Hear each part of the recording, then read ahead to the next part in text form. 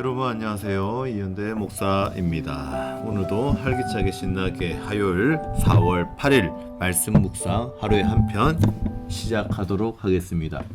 목사님이 매주 주일마다 성경책을 그리고 설교 노트를 꼭 챙겨서 메모하라고 합니다. 메모하는 습관이 왜 좋을까요?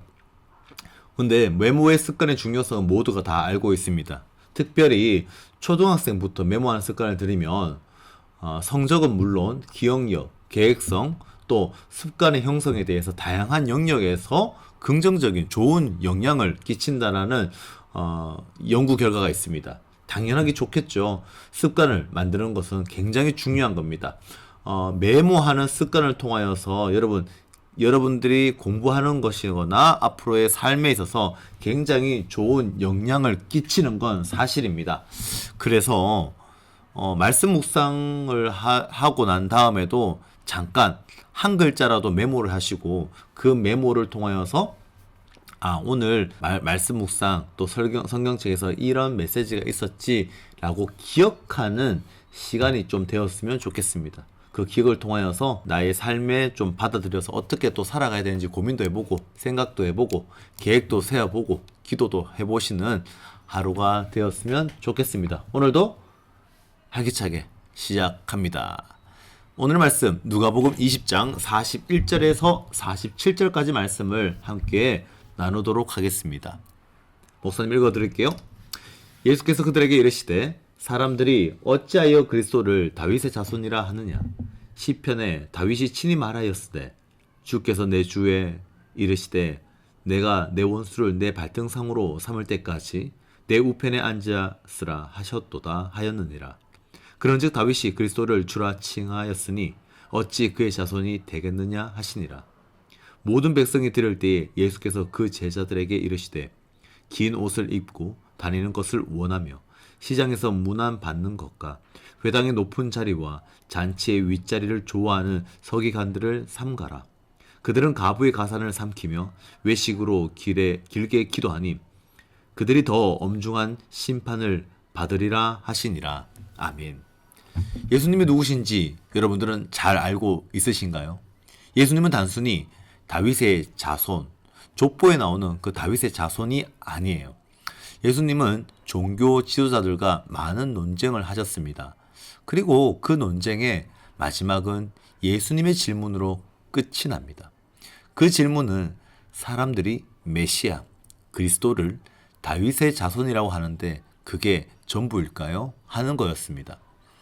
유대 사람들은 메시아가 다윗의 왕의 후손으로 올 거라고 믿고 있었습니다. 그래서 앞에서 예수님을 부른 어떤 맹인은 다윗의 자손 예수여 라고 외치기도 했죠. 여러분 기억나십니까? 그런데 예수님은 단순히 다윗의 자손이라고만 생각하는 것은 너무 좁은 시각으로 우리는 말씀하는 거예요. 예수님은 시편 말씀을 인용하면서 이렇게 물으세요. 다윗이 그리스도를 자기 주라고 불렀는데 어떻게 자기의 자손을 주라고 부를 수 있을까? 이 말은 예수님이 단순히 인간의 혈통을 따라온 사람이 아니라는 것을 보여줍니다. 예수님은 다윗보다 더 크신 분이에요. 단지 땅에서 왕이 되는 게 아니에요.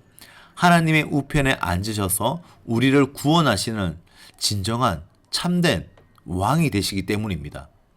예수님은 단순히 우리의 삶을 더 낫게 해주는 분이 아니라 죽음에서 부활하셔서 영원한 생명, 그 영생의 주인 되시고 주시고 하나님의 아들이 되시는 분이세요. 두 번째는 45절에서 47절의 말씀인데요. 예수님을 믿는다는 것은 당연히 생활 속에 삶도, 행동도, 액션도 그대로 따라가야 된다는 거예요. 예수님은 이제 제자들에게 주변의 서기관들을 조심하라고 말씀하십니다. 서기관들은 당시 율법을 가르치는 종교 지도자였는데 말씀을 많이 알고 기도도 많이 하는 사람들이었죠. 하지만 그들의 모습은 어땠을까요? 종교 지도자임에도 불구하고 사람들의 앞에서 화려하게 옷을 입고 다니고 인사받는 것을 즐기고 회당, 교회 같은 곳이죠. 앞자리에 앉고 싶어 하고요. 잔치에서도 자리에 앉고 싶어 했어요. 좋은 자리를 앉고 싶어 하는 거죠. 누군가에 나타나고 보이는 것, 뽐내는 것을 좋아했다라는 거예요. 게다가 가부와 가난한 그 가부의 돈까지 가로채면서도 겉으로는 길게 기도하면서 거룩한 척은 했어요.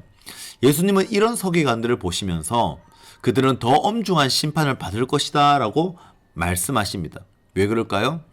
그들은 말씀을 많이 알면서도 그것을 삶으로 살아내지 않았기 때문입니다. 마찬가지로 교회에 오래 다니고 또는 짧게 다니고 중요하지 않습니다. 엄마 아빠가 교회를 다니는데 직분자이거나 목사거나 장로거나 집사거나 권사거나 상관이 없습니다. 짧게 다니더라도요. 예수님을 따라가고 예수님을 믿는 마음이 크면요. 여러분 그것만으로도 충분하다라는 거예요. 오늘 나에게 주시는 도전이 무엇입니까? 우리는 예수님을 어떻게 생각하고 있을까요? 혹시 그냥 힘든 일을 해결해 주시는 분, 뭔가를 풀어주는 분, 우리 편을 더 들어주는 분, 좋은 대학교, 좋은 미래를 주시는 분으로 생각하고 있지는 않습니까? 이렇다면은 그냥 비나이다 그냥 토속 신앙으로서 그렇게 신을 믿는 거와 별반 차이가 없습니다. 또 말씀을 듣고 예배를 드리고 기도한다고 하면서도 실제 삶에서는 나만 생각하며 홀로 살아가고 있지는 않습니까? 나만 잘 되면 돼. 남들이 어떻게 살든지 상관없어. 라고 하면서 또 교회를 다녀요. 이것은 좀 문제가 있습니다. 하나님은 우리에게 이렇게 말씀하시는 것 같아요. 말씀을 많이 아는 것도 좋지만 그 말씀을 내 이웃과 더불어 살아가는 데에 사용해 보렴이라는 말씀이요. 오늘 여러분들 결단하시고 예수님은 다윗의 자손을 뛰어넘어서 하나님의 아들이신 메시아 그리스도이십니다. 나는 그분을 어떻게 고백하고 있는지 한번 생각해 보시고요. 말씀과 기도를 나만의 신앙으로, 나의 신앙으로 멈추지 않고 내 안에 가둬놓지 말고 친구들과 가족, 물론 힘들 거예요. 지난주에 목사님 설교 시간에 선을 긋는 거, 선을 뛰어넘는 거 굉장히 어렵습니다. 한 친구하고 제가 잠깐 짧게 얘기했는데요. 그렇더라고요. 옆에 있는 학교에 있는 친구가 있는데 굉장히 불편한 친구가 있다. 그런데 그 친구가 참 사람들에게 불편을 제공하는데 그래도 어떻게 해야 될까요? 자기는 그 친구가 너무 싫대요. 맞아요. 그럴 수 있어요. 그런데 우리는 그리스도인으로서 예수 믿는 사람으로서 내 이웃, 내 친구를 더불어 살아내기 위해서 우리가 조금이나마 작게나마 실천할 수 있게 하시고 또 그 친구를 위해서 기도 정도는 해줄 수 있잖아요. 그래서 기도하면서 그 친구의 있는 나와의 선을 긋고 있는 게 있다면은 선을 조금 지울 수 있는 힘을 주시옵소서라고 기도했으면 좋겠습니다. 예수님 우리와 함께 하시며 우리가 혼자가 아닌 더불어 살아가기를 원하십니다. 오늘도 그분의 마음을 품고 예수님의 사랑을 가지고 친구에게 따뜻한 말 한마디라도 건네보면 어떨까요? 그리고 또는 그 말도 용기가 나지 않는다면은 그 친구를 위해서 기도 한번 10초라도 기도를 해주면 좋을 것 같습니다. 힘내시고요. 여러분들의 작은 순종이 하나님의 나라를 세우는데 큰 씨앗이 될 것입니다. 기도하겠습니다.